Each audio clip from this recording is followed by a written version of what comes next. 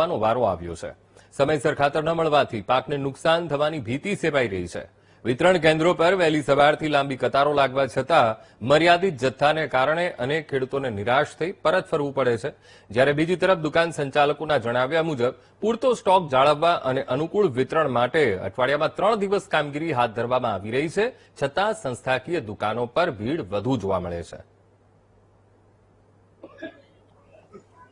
અમે ખાતર હાર્યું આજથી 4 થી 5 દિવસ 6 દિવસ થઈ ગયા। લાઈનમાં બારે રે વરસાદના ટોપમાં તડકામાં બારે રે રણ થઈ ગયા તો ખાતર મળતું નથી। અમારે ખાતરની જરૂરી અત્યારે અણઝટ આવી ગયેલી છે અને ખાતર મળતું નથી તો સરકાર મોકલતી કેમ નથી ખાતર અને એગ્રો વાળા આપતા કેમ નથી? 2 થેલી આપે, 2 થેલીમાં તો 4-5 દાડા નીકળે ત્યાં સુધી 1 થેલી ખાતર નહીં મળતું અમને, તો પછી ખેડૂત શું કરી શકે છે?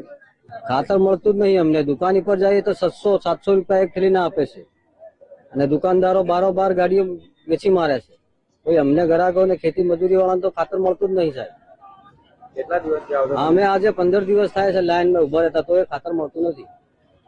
અને હજી સુધી તમને મળ્યું છે કે નથી મળ્યું? મળ્યું જ નથી સાહેબ, ખાતર જ હજી નહીં મળ્યું। અત્યારે 400 થેલી જેવી મારી આવી છે, અડધી રેક હતી એટલે 400 ભેગાઈ છે। અમે પબ્લિકના હિસાબે અમે 2 આપીએ છીએ જેથી દરેકને મળી રહે અને ગત પાસમાં લગભગ અંદાજે 9000 થેલી જેટલી વિતરણ કરી છે એક દિવસના આતરે। એટલે અત્યારે મારી પાસે તો જે 400 આવી છે તે વિતરણ ચાલુ છે, બીજું રેક લાગેલી છે હજી, એમાંથી બીજો માલ આવશે એ પ્રમાણે પછી 2 દિવસે વિતરણ થશે।